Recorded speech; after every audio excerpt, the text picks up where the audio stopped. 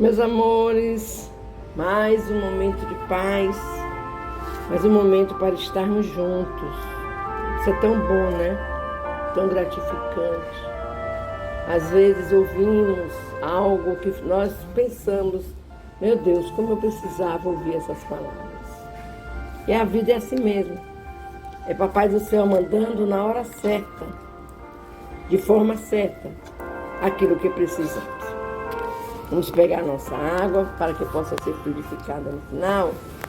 Vamos manter junto a nós também os nomes dos nossos amados que precisam da luz, da cura, da vibração. E tenhamos fé. Deus é um Pai maravilhoso de amor. E vamos continuar a leitura do nosso livro dos Espíritos, ainda no livro 2, capítulo 11, ainda os 3 reinos. Hoje nós iremos ler o tema, iremos iniciar o tema Metempsicose.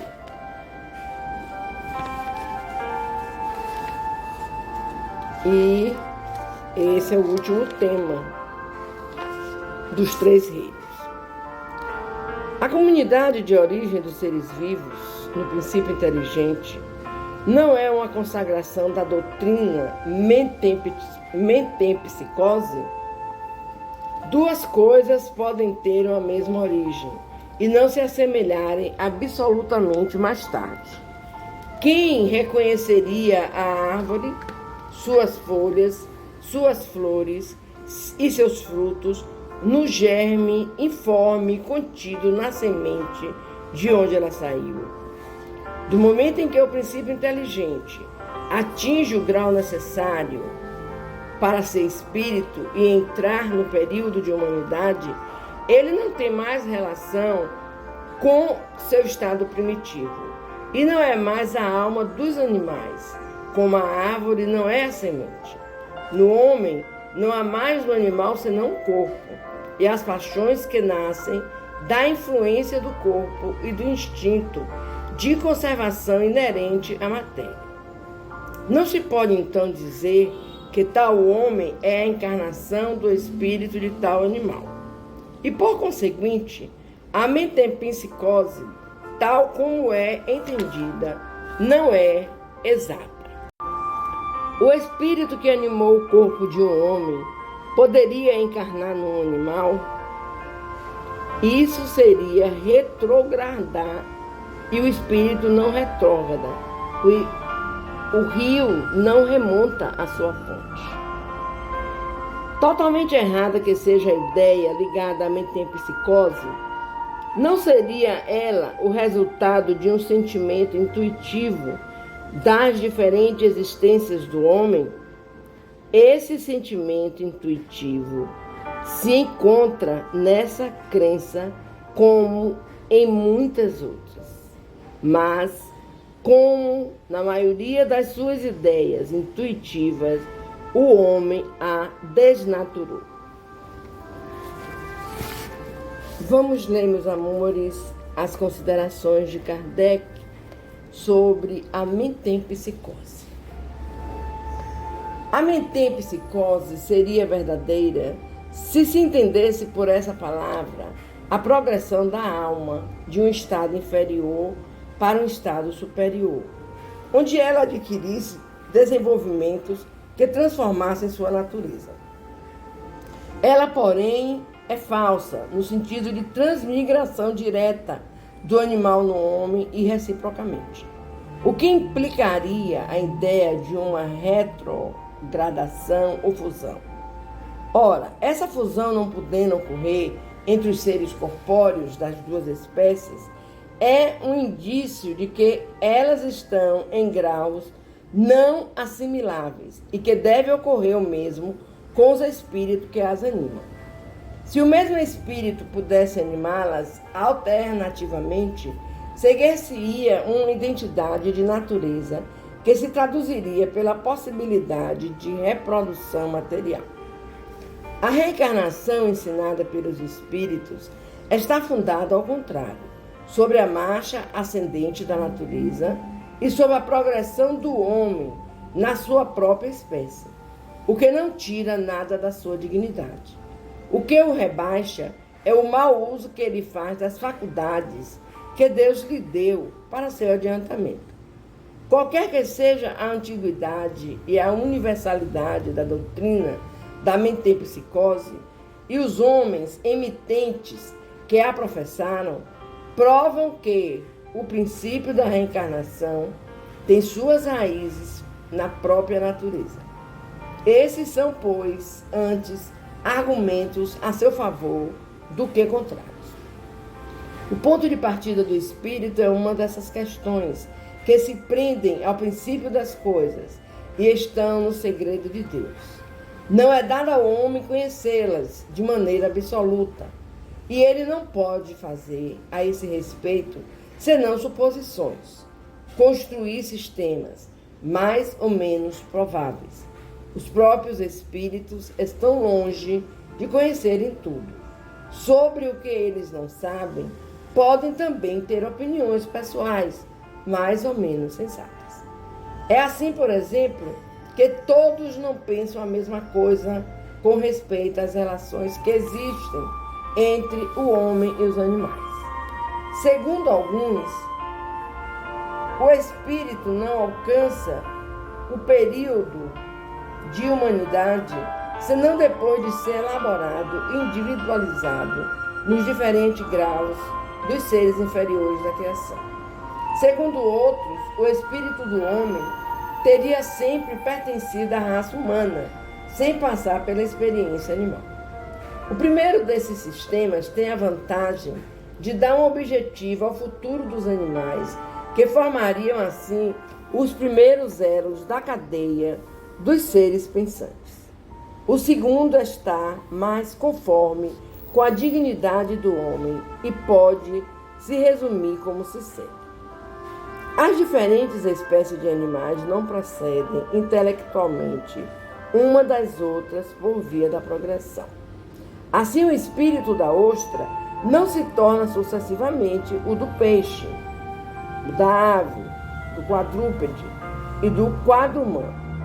Cada espécie é um tipo absoluto, física e moralmente, aurindo cada indivíduo na fonte universal a quantidade do princípio inteligente que lhe é necessário, segundo a perfeição dos seus órgãos e a obra que deve cumprir nos fenômenos da natureza, e que, em sua morte, torna a massa. Os dos mundos mais adiantados, que o nosso são igualmente raças distintas, apropriadas às necessidades desses mundos e ao grau de adiantamento dos homens, dos quais são auxiliares, mas que não procedem absolutamente dos da terra, espiritualmente falando. Não ocorre o mesmo com o homem, do ponto de vista físico.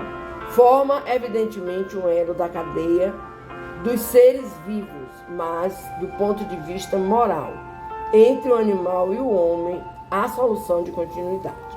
O homem possui sua própria alma, o espírito, centelha divina que lhe dá o senso moral e um valor intelectual que falta aos animais. E é nele o ser principal, persistente e sobrevivente ao corpo e que conserva a sua individualidade. Qual é a origem do espírito? Onde está seu ponto de partida? Ele se forma de um princípio inteligente individualizado?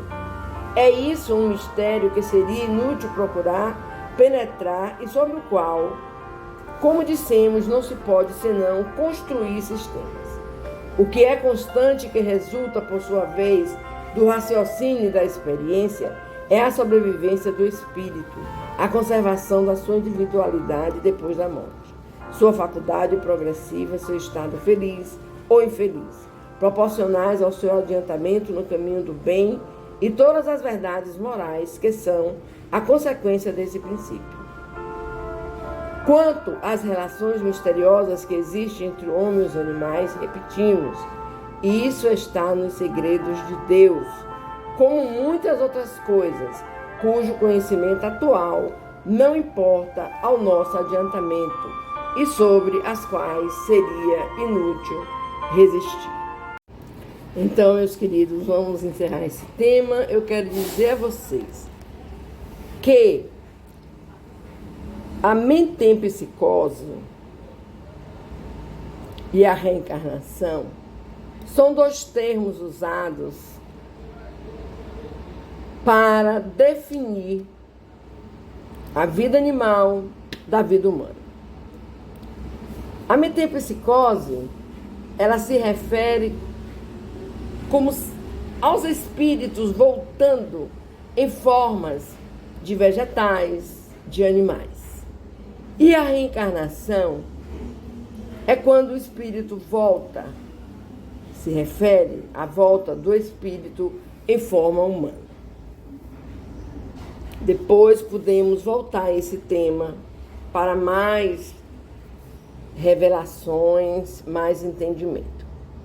Vamos conversar com o Papai do Céu e vamos pedir a Deus que nos clareie, que nos intua, para que tenhamos sempre a condição de estarmos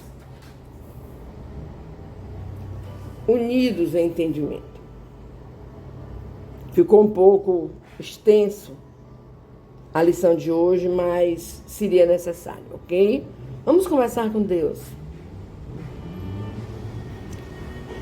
Deus Pai de amor e misericórdia,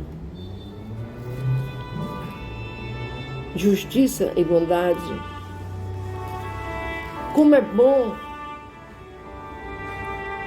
sabermos que Tu és nosso Criador, nosso Pai, nosso guia, nosso modelo. Como é bom saber que fomos criados à sua imagem e semelhança. Gratidão, Senhor. Nos envolve com Teu amor para que possamos seguir a jornada terrena com mais desprendimento, com mais perdão, mais empatia, mais indulgência. Que amemos aos nossos irmãos como o nosso meigo Jesus nos amou. E procuremos, Pai, servir na seara de Cristo, através da oração, através do amor. Nos traz, Pai, essa condição e esse entendimento. Tenha misericórdia dos nossos irmãos que sofrem, Pai, com os problemas emocionais, com os problemas físicos. Oh, meu Deus, é tanta dor, é tanto sofrimento. E muitas vezes os irmãos ainda não sabem, Pai, caminharem até Ti. Mas eu sei que Tu estás ao lado de cada um que sofre, ao lado de cada filho Teu que precisam, Pai, dos Seus cuidados. Nós confiamos em Ti e nós sabemos que estás sempre ao nosso lado. Tenha misericórdia da humanidade, Senhor. Tenha misericórdia dos lares. Que nossa mãezinha Maria possa estar em cada lar, visitando, levando amor, levando a paz, a serenidade. Tenha misericórdia, Pai querido, dos nossos irmãos que usam os vícios. Oh, Pai, se eles tivessem o poder de enxergar além daquilo que eles acham que é felicidade, que é liberdade, eles não ficariam, Pai. Eles não usariam os vícios. Eles voltariam para seus lares para viverem em paz, para viverem com a dignidade de ser filho de Deus. Tende misericórdia, Senhor, e ampara a cada irmão que vive nos vícios. tornando-os, Pai, melhores, e que eles consigam ainda na jornada pararem, deixar de levar sofrimento a seus familiares. Que assim seja, meu Deus. Vamos agora, meus irmãos, fechar os nossos olhos, lembrar de Jesus, lembrar de Deus, lembrar desse amor maravilhoso que eles nos dão. Deus não julga, Deus não cobra, Deus só quer que você ame, principalmente ao seu irmão, e siga os ensinamentos do Mestre Jesus. Que a espiritualidade possa estar nos ajudando na fluidificação das nossas águas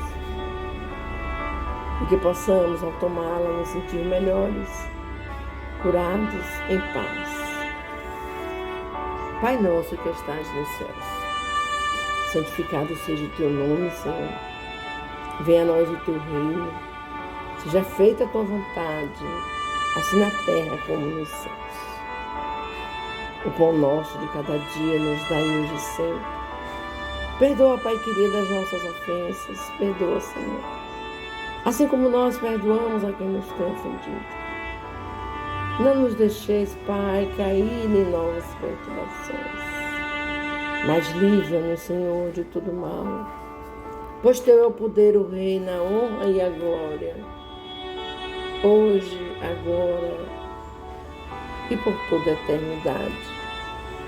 Que assim seja. Louvado seja nosso Senhor Jesus Cristo. Para sempre seja louvado.